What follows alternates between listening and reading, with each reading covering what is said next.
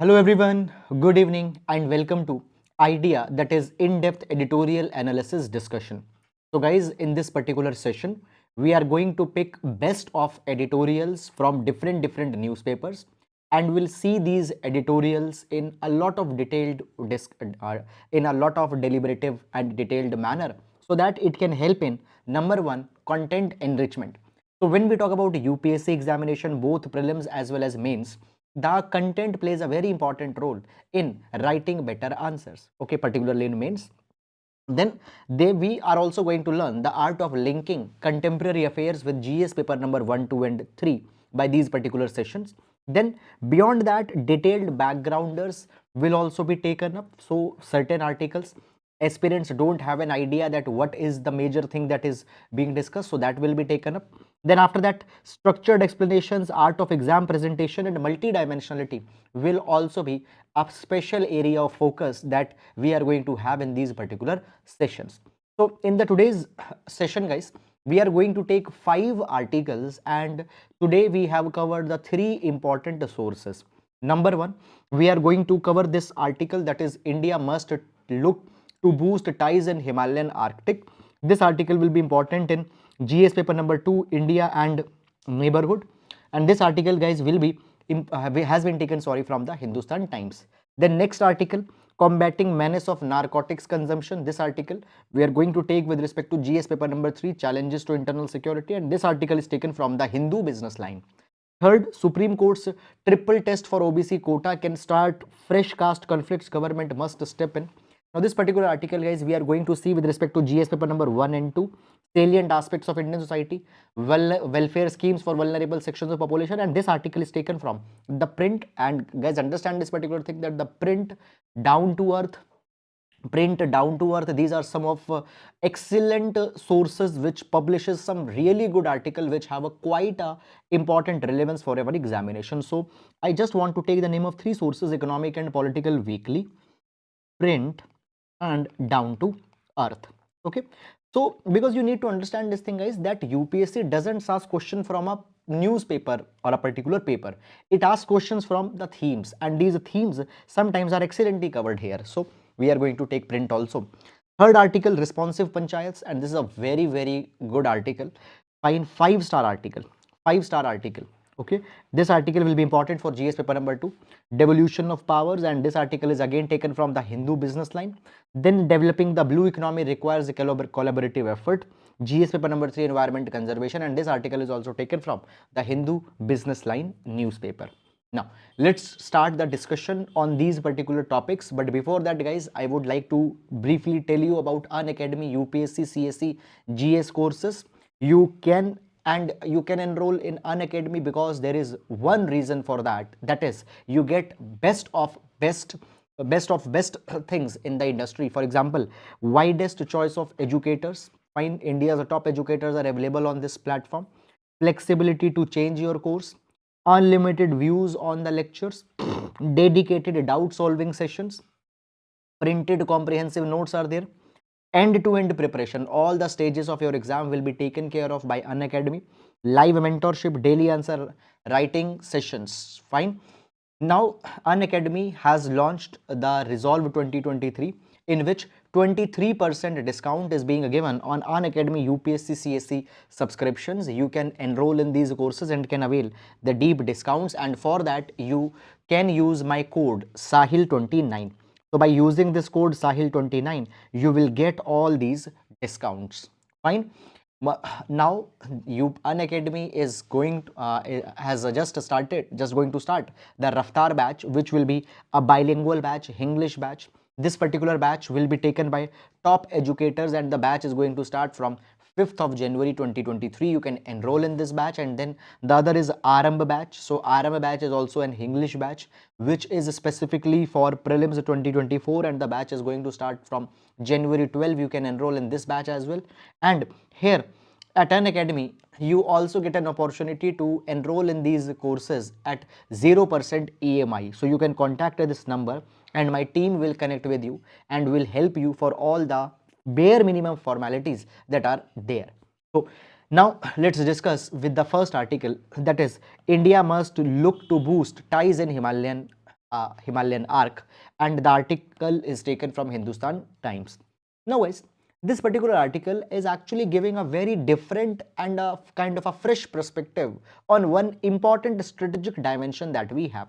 So basically guys, this region that we can see here, it is a Himalayan region, and in Himalayan region we have India, particularly states of Himachal Pradesh, Uttarakhand, Jammu and Kashmir, okay, the UT of Jammu and Kashmir, Ladakh, they are significant stakeholders in Himalaya.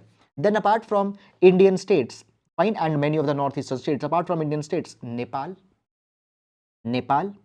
India, Bhutan, they are important. They are important stakeholders in the Himalayan region.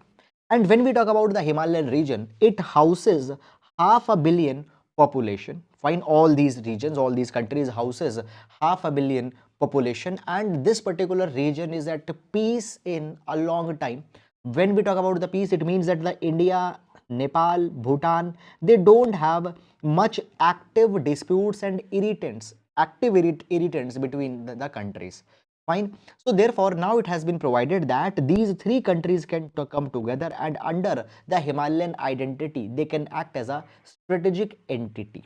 Is it clear or not? Fine. Though this compact basically fine, because it is relatively at peace, but guys, still there are many challenges which all these regions also face. External challenges are there. Many number of times we see this particular thing, that the China has tried to dominate this particular region, particularly when we talk about the external threats. You know this particular thing, that the China is again and again carrying incursions in LAC. It is carrying incursions in recently in the Tawang sector in Arunachal Pradesh. Similarly, Bhutan also had faced the challenges from China. For example, the Doklam region crisis that happened in 2017. So the region is relatively at peace, but still it is not necessarily stable in the long run, and therefore all the India, Nepal, and Bhutan can act as a strategic component. Now it has been provided, guys, that this particular thing, that the challenge before is us to take the advantage of this relative stability. So right now the momentary peace that has come, by that we need to consolidate. India, Nepal, and Bhutan needs to come together.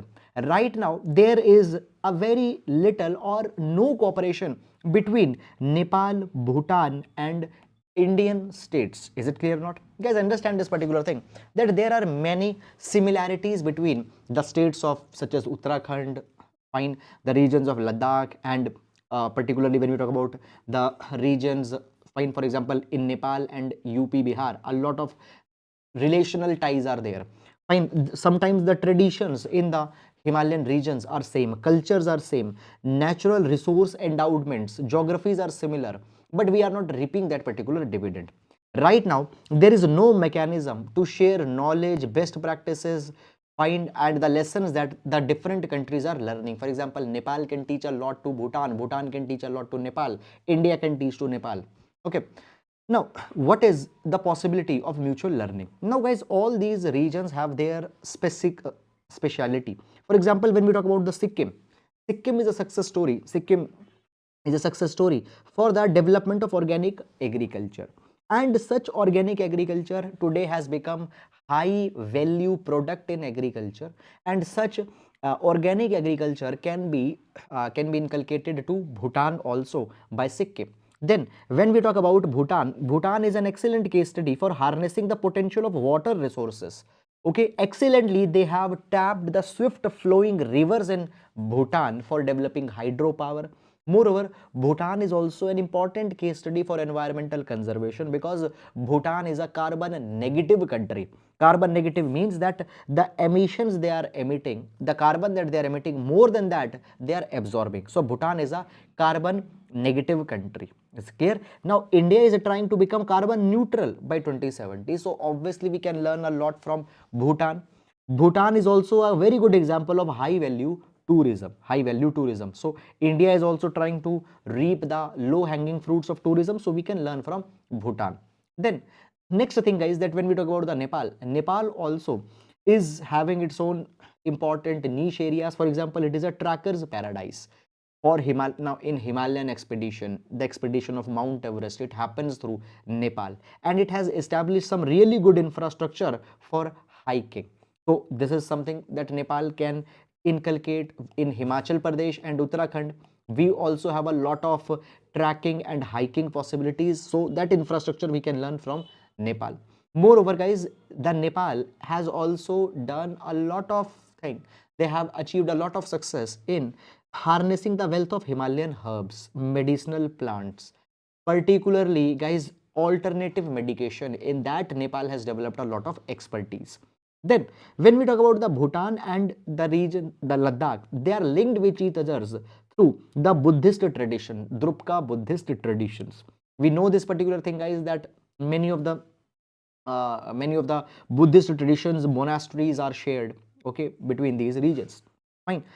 Then after that, when we talk about, guys, the Kashmir, okay, basically we have the civilizational or historical links also with the other regions. For example, Kashmiri traders, fine, they were invited by the Malla kings in Nepal. Okay, so Kashmiri traders, they used to go in Nepal, and trade links were also there between Nepal and Tibet. Then basically a particular artist, Newar artist, they are specifically famous for adorning Buddhist monasteries, vihars. So specifically, they have done a beautiful woodwork. Okay, and their woodwork, their carvings, their craftsmanship has been very important aspect of Buddhist monasteries. Okay, then many of the Buddhist statues, they have been casted in Nepal, and these statues are housed in the Buddhist shrines across the regions of Ladakh as well.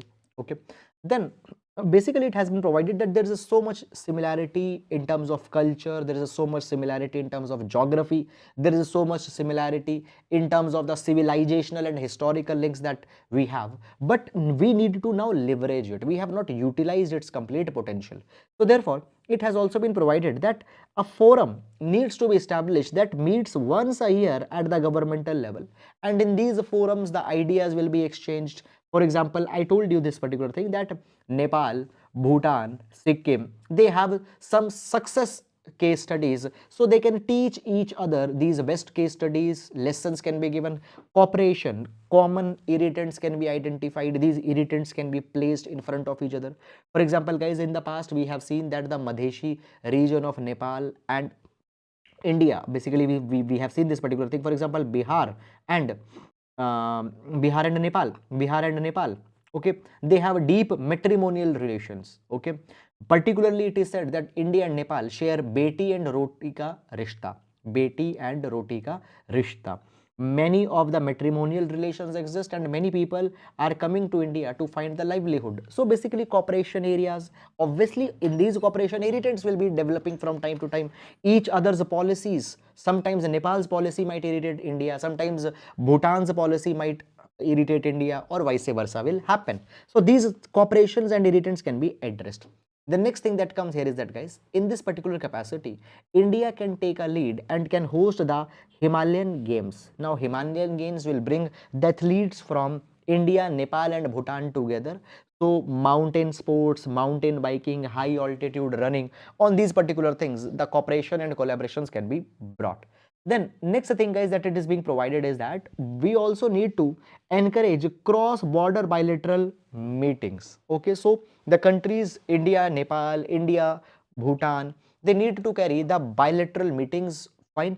Now these meetings should not only be on the border disputes, okay, should not be on basically only one thing, that is a security, but how cooperation in other areas, how partnership in other areas can be enhanced. For that particular thing, bilateral talks are needed to be organized. Now understand this particular thing, guys, that as we talk about Nepal, we saw this particular thing that recently elections also concluded in Nepal. Nepal has also adopted the federal system. Fine. And in this particular thing, guys, India already is federalism. So the chief minister of Bihar, and the Madhesi province, chief minister of Bihar and Madhesi province. Now, Madhesi province is in Nepal.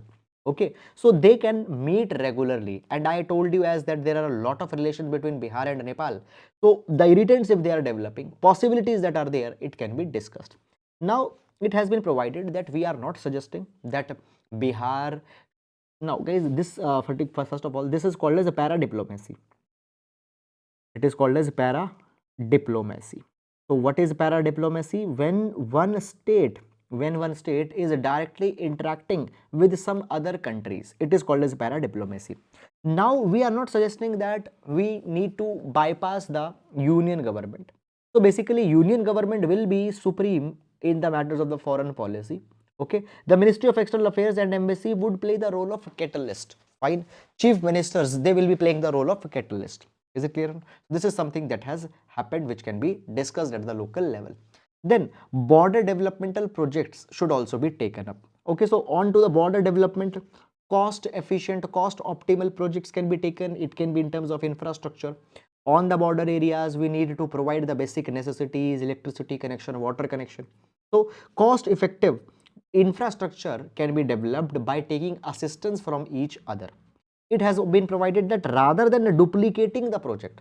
Okay, now guys, understand this particular thing, that there are certain infrastructures that both the countries are making on each other side. Now it has been provided that rather than duplicating project, for example, let's say onto the border region, electricity is to be provided. Now obviously what can be done, suppose if electricity is being provided by Nepal to the villages on the border areas, then that particular electricity transmission line can also be extended to the villages onto the Indian side of border as well, because we then need to deploy an entire transmission line which might be very costly.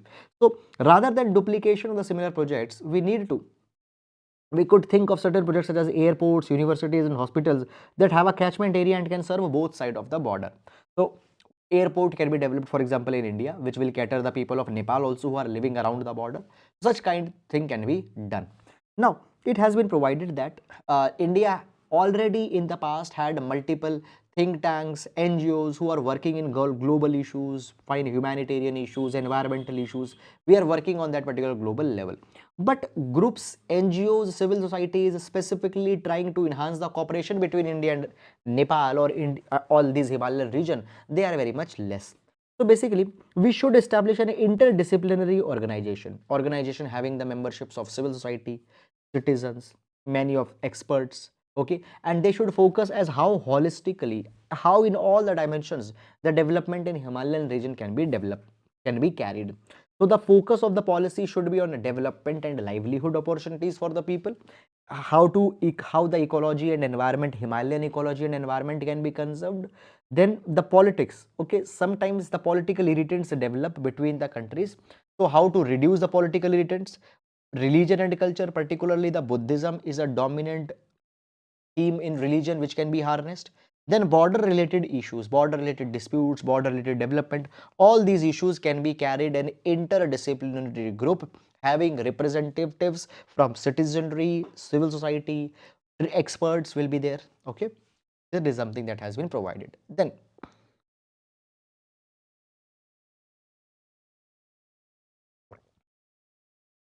in the points of cooperation, common religion and common culture can play a very important role. I told you the example of Buddhism and now Hinduism also. Fine.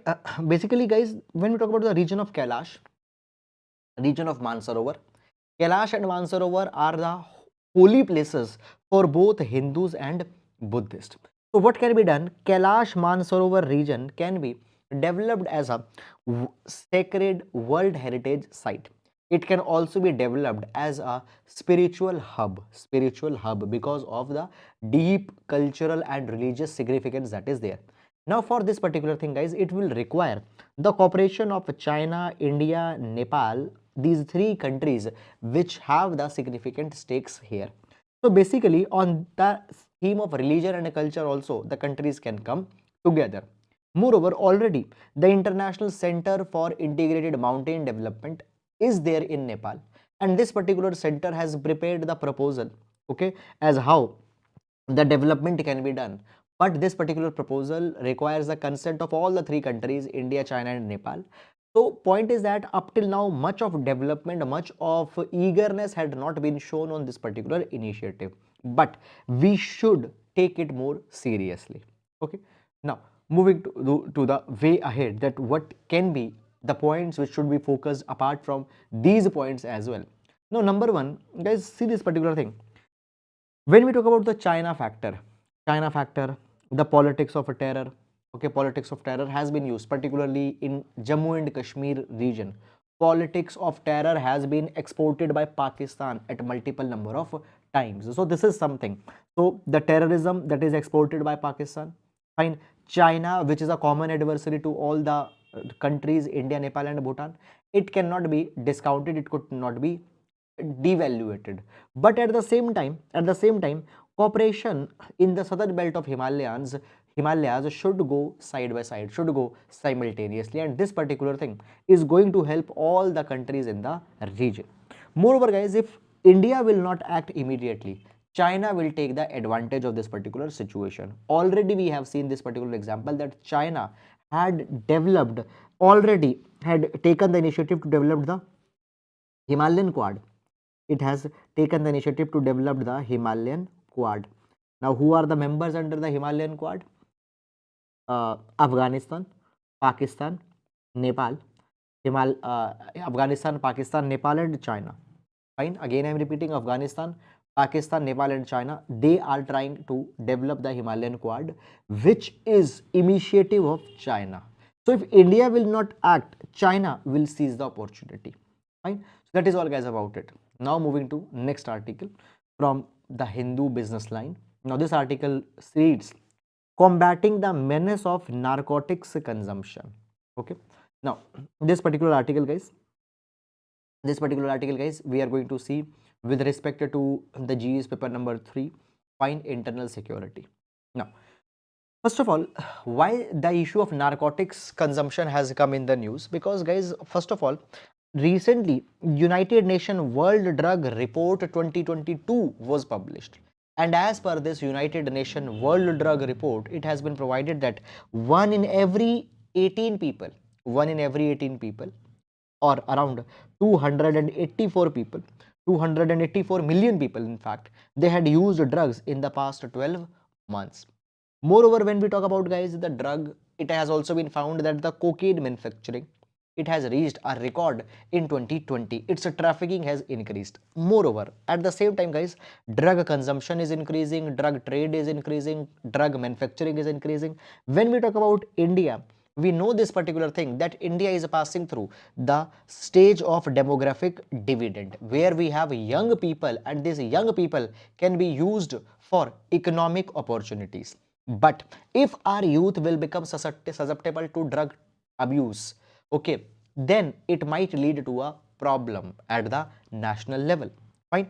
Now, it has been provided that in the past there is the rise in seizures of the drugs that have happened, and as the rise of seizures is there, we can very clearly understand that actually the trend of drug exports in India, it is increasing. Okay, illicit drug trade in India, it is increasing. Now, as per the latest data given by National Crime Record Bureau, the heroin seizure has increased. Moreover, guys, a very good role has been played by Directorate of Revenue Intelligence. Fine. And because of the interventions of the DRI, Directorate of Revenue Intelligence, so much of a seizures of the drugs have been done.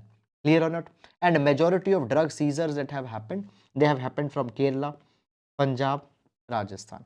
Okay. Now, basically, this particular drug abuse, it also has a financial implications on India. For example, guys, it has been provided that abuse of tobacco, alcohol, and illicit drugs, they cost around $740 billion annually because of the crime that is happening in the trade of these particular kind of substances. Fine. Moreover, people under the influence of these substances, they also commit crime. Fine. So the crime, lost work productivity, and the loss of health that has happened, it cost around $740 billion to India annually, which is huge. Out of that, $11 billion goes outrightly to the health. $192 billion gets drained due to illicit use of drugs. So therefore, it is a major drainer on India. Now, when we talk about India, India is especially vulnerable to the drug abuse. Why? Because, guys, it is the India's strategic location, that in India's location is something which makes India vulnerable. Now, basically, India is sandwiched between golden crescent and golden triangle. Now, golden crescent, and golden triangle. So basically, guys, here we can see this particular thing. that Iran, Afghanistan, and Pakistan. Iran, Afghanistan, and Pakistan. These are the regions where in a lot of quantity the drugs are produced. Then the next is Golden Triangle, and Golden Triangle is here we can see this particular thing, that the Burma, Myanmar is there. Then there is a Vietnam. Okay, then there are the countries such as the Myanmar, Laos, etc. All these countries, they are also responsible for drug manufacturing. Fine. So because of this particular thing, we find this particular thing, that a lot of drug is manufactured here and it reaches to India. Because of this particular thing, India is susceptible to drugs. Particularly India's 15,000 kilometer plus land border, 7,500 kilometers coastal border makes India vulnerable for narcotic smuggling, for narcotic trade. Now, in this particular capacity, guys, it has also been provided that northeastern states are more vulnerable because of their vicinity around the Golden Triangle. Their vicinity around the Golden Triangle. Is it clear or not? Now, basically, the northeastern states, they share borders with Bangladesh, Nepal, Myanmar, China, Bhutan. They are the hotspots. So this is something which makes India, which puts India under a kind of a stress. Then the borders are porous. Okay, the borders are porous. Many number of times the borders are properly guarded, and these borders becomes the hub for drug peddling. Enforcement apparatus is not sufficient. There is a perceived lack of coordination among the different agencies. Okay, the police, okay, DRI, they don't have sometimes good coordination. Now, though we have taken up certain strategic steps in this particular direction, there is a narco coordination center that is in operation since 2016. And in this particular narco coordination center, different departments, center, state, law enforcement agencies are coming together for information sharing. But it has not been that much effective. So now we need to take certain steps to control this particular phenomenon. Number one, it has been provided that the role of enforcement agencies is important, okay, to settle this particular thing. But at the same time, on societal front, also we need to take certain steps. It has been provided that internally we need to focus on bringing behavioral change first of all. Now, when we talk about the success of some of the schemes that have happened in past, for example, Swachh Bharat Abhiyan, Beti Bachao Beti Padhao, Swachh Bharat Abhiyan, Beti Bachao Beti Padhao, these campaigns have become widely successful. Why? Because people's behavior got changed, people got sensitized, their attitudes were targeted. Okay, so today it has been provided that we need to start a new revolution. We need to start a Jan Andolan. Jan Andolan. Okay, so Jan Andolan is needed to be taken up, which will bring behavioral change in the people for the drug abuse. Then we also need to focus on developing the addiction, de-addiction center. Okay, so basically, guys, it has been provided that drugs and alcohol addiction centers should be supported. Fine, they should not be stigmatized. So when people are being sent into these rehabilitation centers, it is seen in a very bad light. Okay, so it needs to be leveraged. CSR initiatives, corporates fine need to support the drug rehabilitation center, de-addiction centers. Funding should be given to them. Okay, then after that particular thing, there should also be better coordination between the customs, enforcement agencies, DRI, police, so that they can exchange information, so that they can operate with a dedicated strategies to break these drug cartels, drug syndicates. Now the drug crime has become an organized crime, and to deal with that particular thing, we need to have a collaborative efforts across different enforcement agencies. Then the resident welfare associations, societies, housing societies, they also need to sensitize the youth about the criminality of the drugs. They need to have the bylaws in the societies, so that the drug consumption, if it is being carried, it can be deterred. Fine, particularly the youth needs to be focused through the resident welfare association or society. Fine. Now moving on in the next direction, capacity building also needs to be done. Okay, now when we talk about the capacity building, guys, understand this particular thing, that around the borders, the porous borders that we have, around these porous borders, we need to institute the facilities, we need to ensure that the customs is having sufficient infrastructure in intercepting these narcotics trade. So this is something that is to be taken up. Moreover, technology can also be utilized for effective scanning. Okay, so for example, the consignments are coming, so for that particular scanning, technologies etc can be used. Okay, so this is all about this particular article. And now guys, we are going to take the next article, which is from the print news, the print. Now, print article, it reads, Supreme Court's triple test for OBC quota can start fresh caste conflicts, government must step in.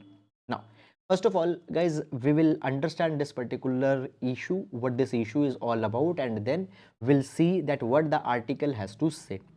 So basically, guys, recently what has happened, Allahabad High Court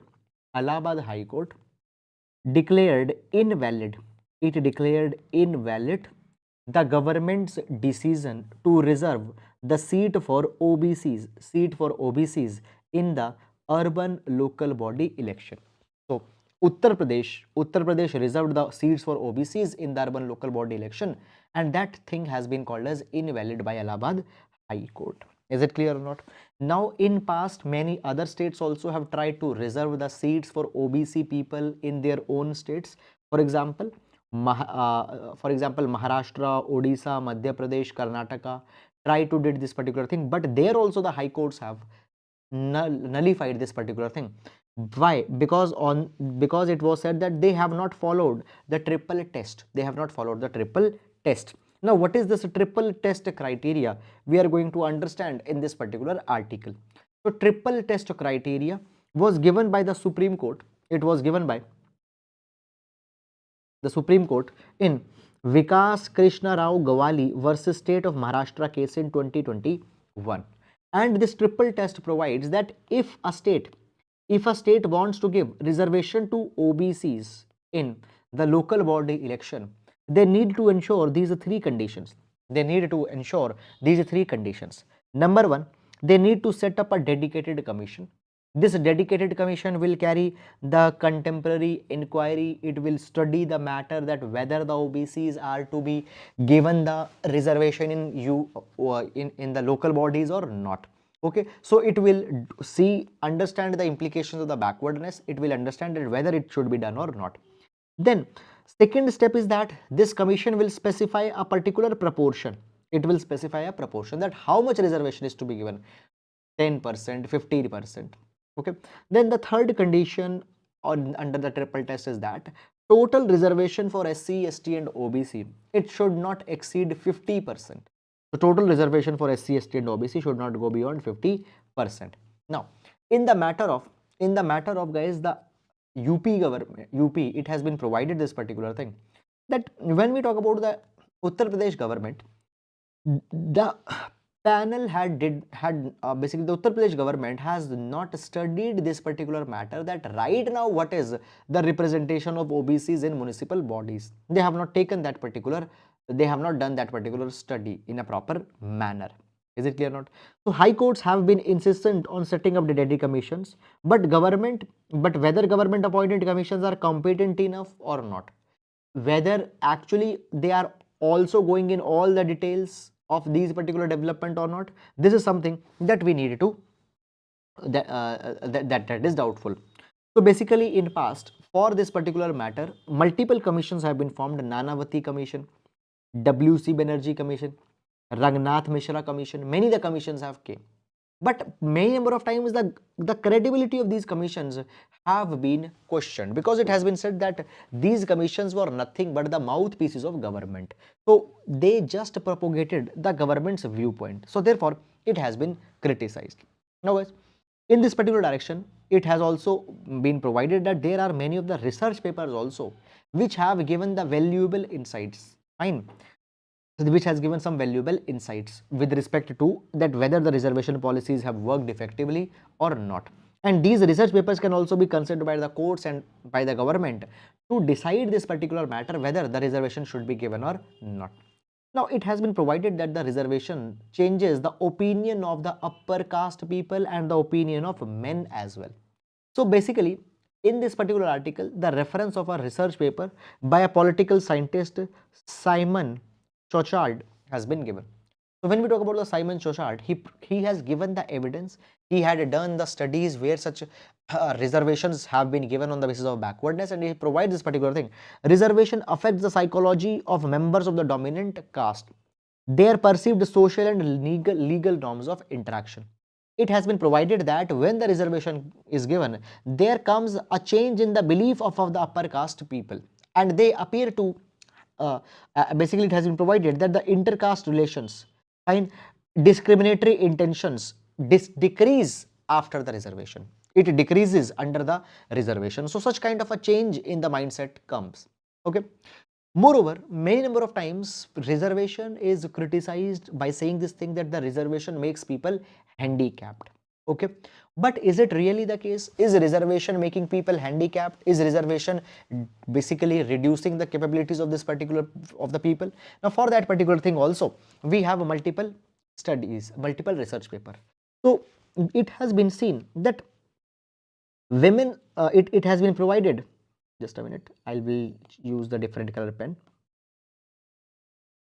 Okay, so basically there is one argument that has been provided. It's being provided that when seats, for example, are reserved for women, when the seats are reserved for women, they might win the elections there, but as the reservation will be withdrawn, the quota will be withdrawn, the chances of the women winning in those seats will go down. So it provides that the reservation gives momentary relief only. For example, the seats are reserved for women, women will win from those seats. If it will be taken back, again the women will revert back to their earlier condition. But it has been found that the probability of women winning an office in constituency, it actually remains 5 times higher than her chance of winning a constituency that was never reserved. So if a constituency was reserved, even if the reservation has been withdrawn, even that if it was reserved for the women, women's winnability is 5 times higher. Okay, so it doesn't makes people handicapped. Also it has been provided that reservation pushes families to allow the women to contest elections. If the reservation is for women, the family will support the women. Okay, and by that particular thing, what will happen? The women's empowerment will happen. And when women candidates are contesting election, let's say on the reserved seats, these women attract more women voters, and women voter turnout actually increases. Moreover, when these women actually are contesting elections, when they come to power and when they have done some good works, it also changes the patriarchal belief of men, against the women. So often the women's efficiency is questioned. So these beliefs are also changed. Okay, then guys, it has also been provided that reservation works in the scheduled tribal areas also. Now it has been provided this particular thing that there is large gains for targeted minority. Another research paper finds that reservation deliver no worse overall outcomes. There are large gains for targeted minorities. Okay, and the tribals and the minorities, they also get the benefit, but their benefit is not coming on to the it is not coming on the cost of other minorities. That benefit they are getting, it is at the cost of the privileged classes of people. Okay, so this is something that has happened. Moreover, once reservation was given, there is also improvement into the pro poor people program that happened. So it has been provided that by the reservation, what happens, the political power is redistributed in the favor of certain backward communities, in the favor of certain communities that were not represented, and then they work for their own development. So therefore, this particular article, guys, is talking about this particular thing, that basically these research papers which has specifically provided that how the reservation policy, reservation policy has impacted, backward classes reservation policy has impacted. Okay, it has been provided that these papers have been published into the world's most prestigious journals. Okay, they have been peer reviewed. Now the Supreme Court should take these authentic academic research in consideration, and on the basis of these academic research papers, the decisions can be taken. Is it clear or not? This is something that is provided. Now moving to the next article. Now this article is taken from the Business Line, Responsive Panchayat. This particular article, guys, will see with respect to the GS paper number 2, developmental policy. And particularly in this particular article, we are going to discuss about Mission Antyodaya. Mission Antyodaya. Okay. So first of all, guys, when we talk about Mission Antyodaya, You need to understand that what is this mission Antyodaya. First of all, there are also the Antyodaya households that we have, National Food Security Act. These Antyodaya households are those households which are poorest of the poor, and these households are provided 35 kg of subsidized food grains. Those Antyodaya households are different. This article is talking about a separate other mission Antyodaya. Now this mission Antyodaya specifically focuses on convergences of different schemes in order to bring development at the Gram Panchayat level. Okay, so what is Mission Antyodaya? It is a participatory framework to assess the plan of every Gram Panchayat on the basis of its deficits. So, under Mission Antyodaya, government schemes convergence will be carried, and government schemes benefit whether the Gram Panchayats are using it, whether the Gram Panchayats are able to develop by using government schemes, etc. What are their deficit, where they are performing, where they are not performing, on these particular things evaluation will be done. Fine. Now, basically, Sabki Yojana, Sabka Vikas, People's Plan campaign. So, under the Mission Antyodaya, a specific role is played by the Ministry of Panchayati Raj and Rural Development. So, Ministry of Panchayati Raj and Rural Development had, it publishes it publishes a ranking framework. It publishes a ranking framework.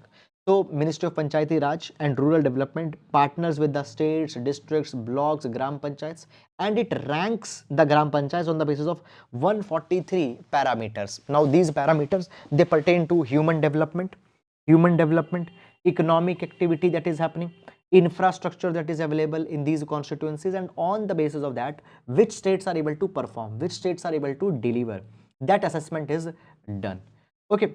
Now, basically, it has been provided under the Mission Antyodaya. Gram Sabhas have also been made vibrant. Now, under the Gram Sabha, under the Mission Antyodaya, the Gram Sabhas are being made vibrant. For example, it is provided that the calendar of the Gram Sabha meetings, they are displayed on a public platform, and any aware citizen, any public spirited individual can visit these Gram Sabha meetings, can make a surprise visit, and can see that whether the Gram Sabha meetings are performing their roles as it was expected.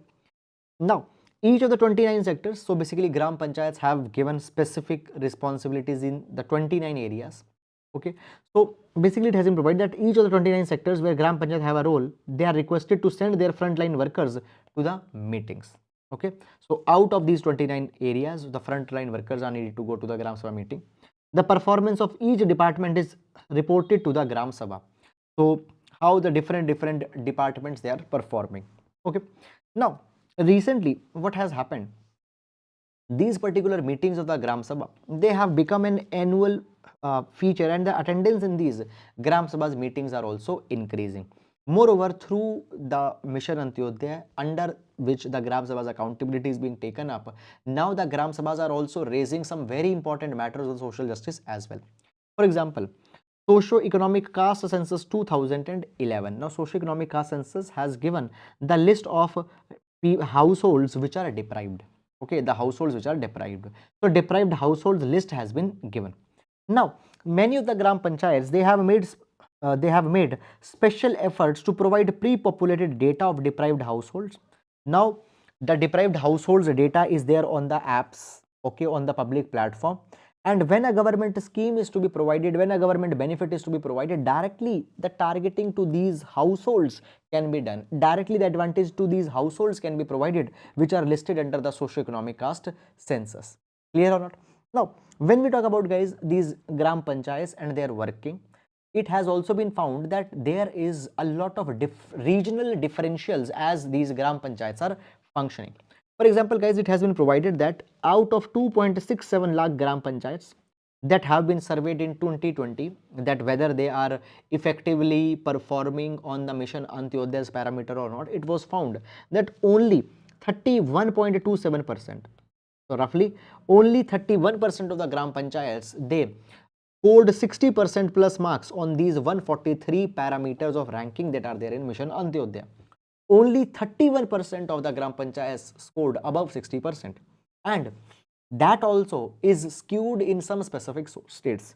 For example, 83.3% of the panchayats which have scored above 60%, they are in Kerala. Okay, only compared to 13% in Bihar, 18% in UP. So majority of such good performing gram panchayats are located in southern and western region. Fine. So their gram panchayats have scored better. So regional differentials are there. Now, what can be way ahead in this particular direction, guys? Number one way ahead that is being provided is that there needs to be community owned data. Now understand this particular thing, how the functions, how the funds are being used by the gram panchayat members, how they are doing their functions, how they are doing their duties, what the different personals, functionaries, the officials are behaving. So usage of funds, performance of functions, and performance of functionaries, it needs to be published regularly. Okay, and for that particular data, the budget funding can be given so that they can come out with this particular data. Okay, the next thing that comes here, guys, is that every gram panchayat, okay, having a local government directory code. Okay, so now local directory code is a code to, it is a unique number that is given to that. So basically it has been provided that it is possible to collect LGD compliant data village institutions. Through the public platforms, we can identify the better performing gram panchayats and their surveys can be done more effectively. Now, there is one more suggestion, and this is a very specific kind of suggestion that has been given. So basically, it is being provided that SCCC, socio-economic caste census households. What households are they? These households are the households which are deprived.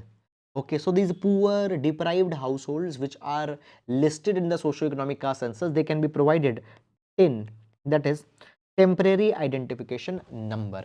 Is it clear or not? Now we also have the government, the Disha platform for members of parliament.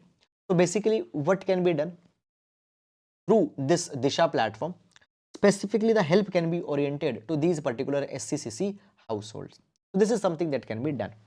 Now it is also being provided that a collaborative action is needed.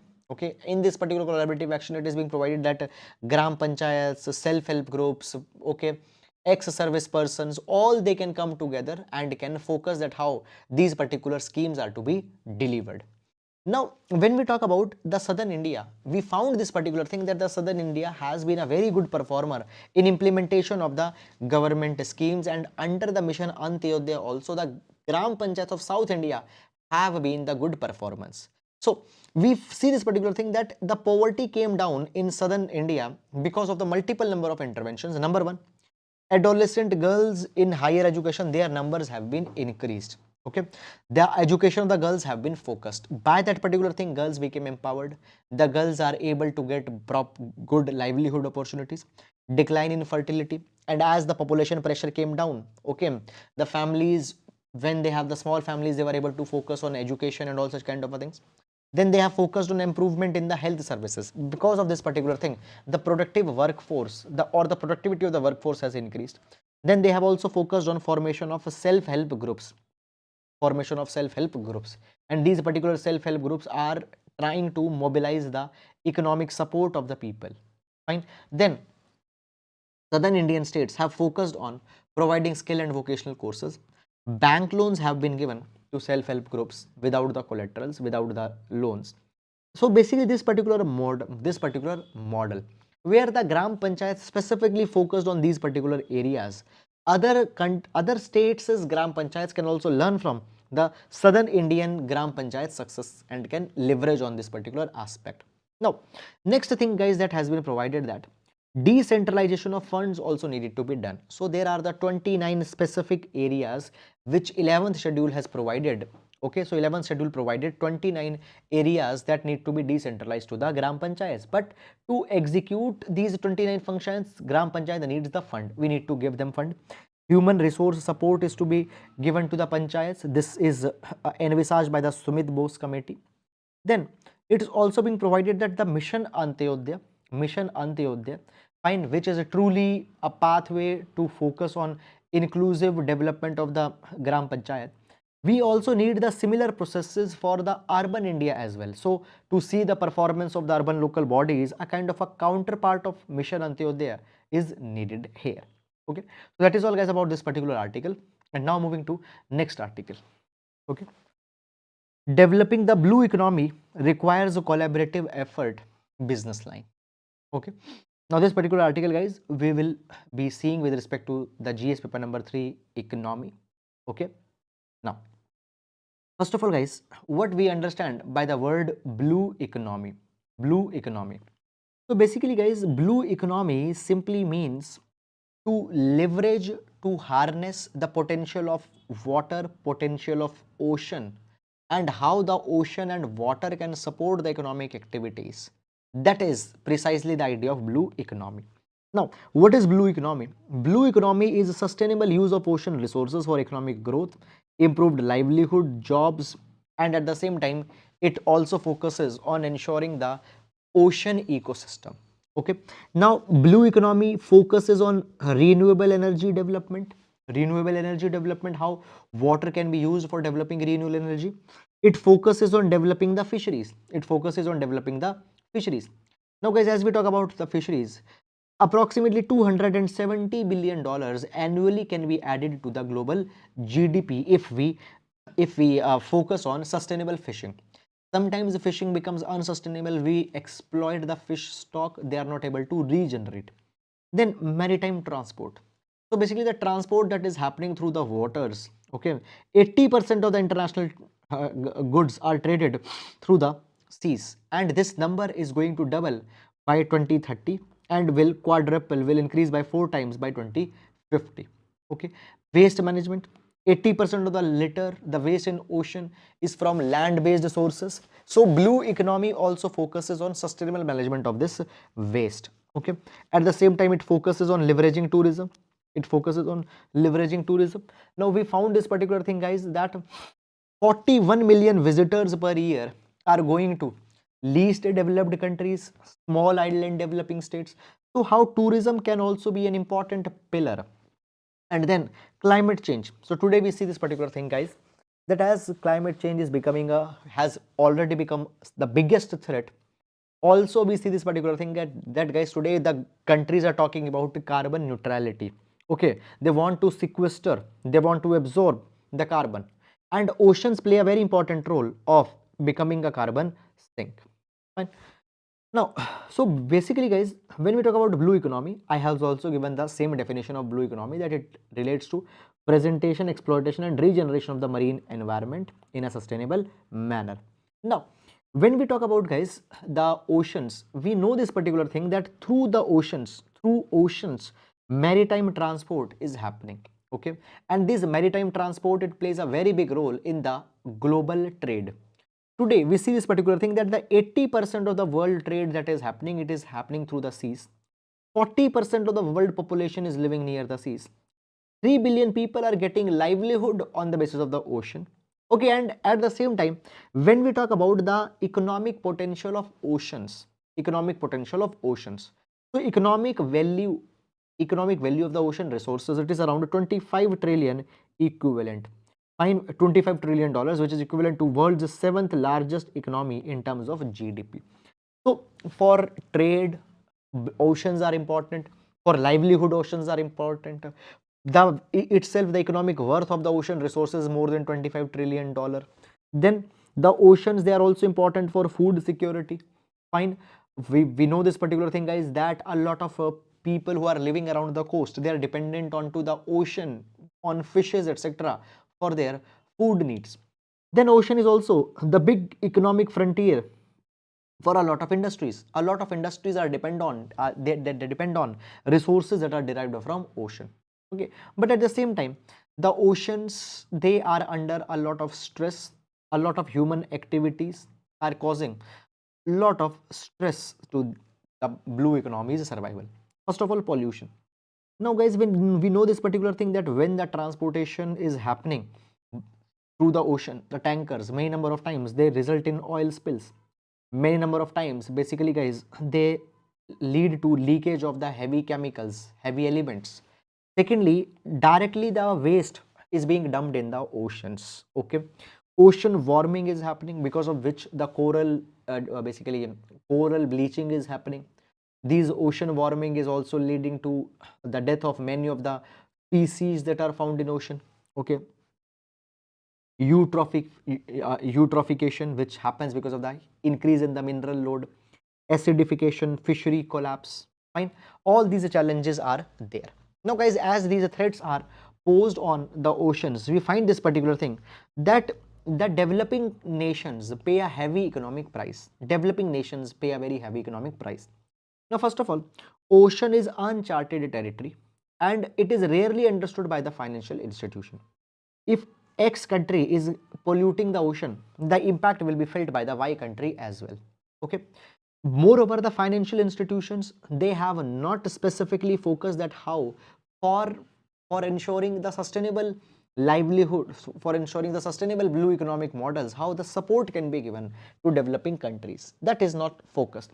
We need that today the financial institutions should make available affordable long term financing, fine, to these developing countries.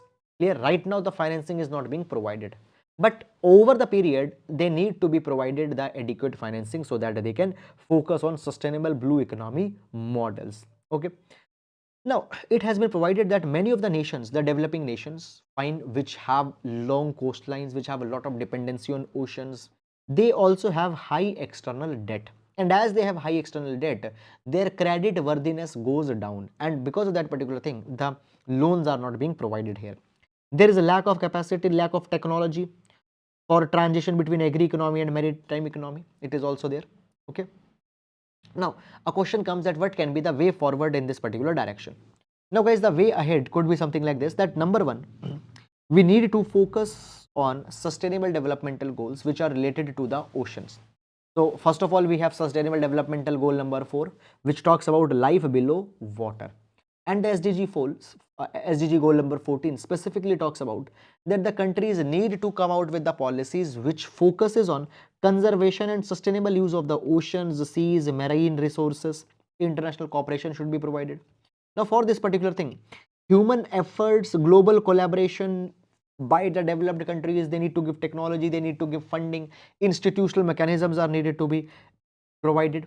We also need to develop newer sectors, renewable ocean energy.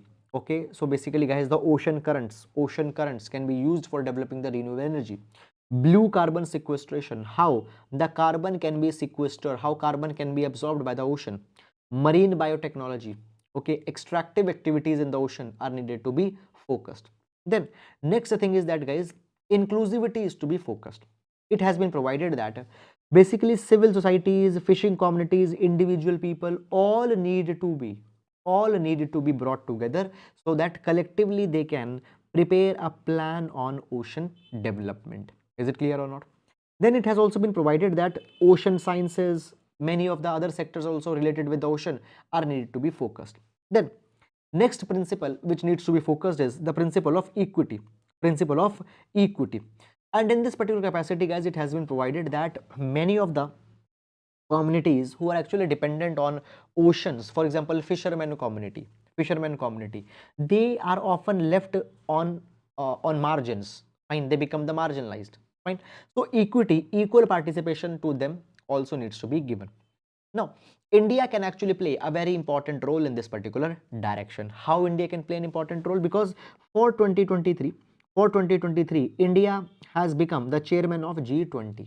India has become, sorry, the president of the G20.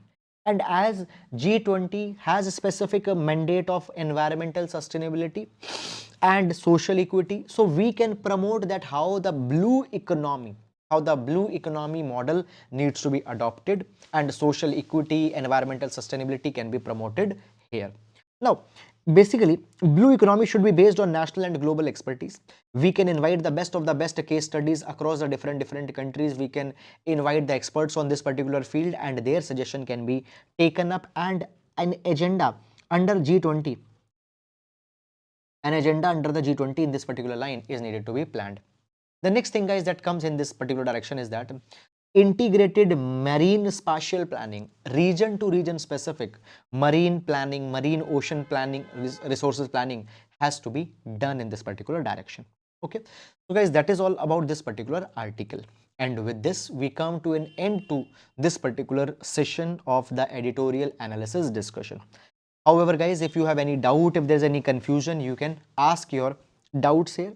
Okay, and meanwhile, a very good evening to Shumug Sundari, Priyanka, Fazil, Rahman, Madhusmita, Shakti Priya, Pooja, Aurangzeb, Pallavi, Akashdeep, Sandeep, King, Shravan Kataria. A very good evening to all of you.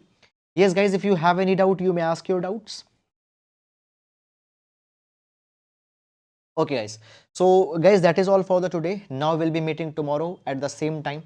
Till then, please take care of yourselves. Thank you so much.